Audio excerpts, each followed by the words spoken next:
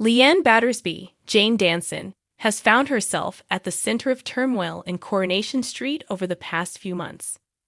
Following the shocking betrayal by her sister, Toya Battersby, Georgia Taylor, who began a relationship with her long-term partner Nick Tilsley, then Price, Leanne has been on a downward spiral. Now, in a dramatic twist, she finds herself accused of something unthinkable, starting a fire at number 8, the home of the Platt family, with Toya trapped inside. The shocking incident unfolds next week, but what makes things even more disturbing is that Leanne genuinely cannot remember if she was responsible. Could she have really set fire to the house in a drunken rage? Or is she being framed? Since discovering Nick's betrayal, Leanne has struggled to cope. Feeling abandoned and betrayed, she has turned to destructive behavior, alienating those around her. In an attempt to numb her pain, she has been drinking excessively and lashing out at loved ones. Next week, her reckless behavior escalates when she tries to persuade Steve McDonald, Simon Gregson, to join her for a boozy afternoon. However, when Steve declines, Leanne feels even more rejected and isolated. Her personal turmoil soon takes a terrifying turn when the community realizes that number 8 is on fire. Panic grips Weatherfield as flames engulf the Platt house. Inside, Toya is trapped, her fate hanging in the balance. Fortunately, she is pulled to safety in time and treated by a paramedic. Leanne rushes over to check on her sister, but Nick quickly intervenes. Noticing that she is clearly drunk, he sends her away, furious and suspicious about her involvement.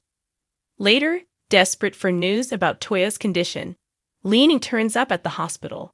However, instead of finding comfort, she is met with an accusation that shakes her to the core. Nick believes she started the fire. Leanne is adamant that she had nothing to do with it, but then she makes a chilling discovery. There is a box of matches in her pocket. Towards the end of the week, Steve confronts Leanne, pointing out inconsistencies in her story. She initially claims that she was at Oliver's grave when the fire started, but soon admits she cannot actually remember where she was.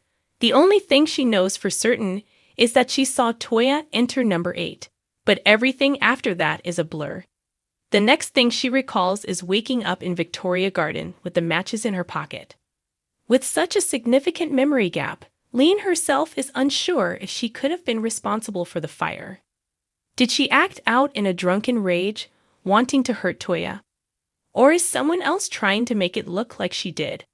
Leanne has undoubtedly been struggling, and her recent actions suggest she is capable of reckless and even vindictive behavior. After all, she had already attempted to frame Nick and Toya for fraud as part of a revenge scheme that backfired. However, arson is a far more extreme crime.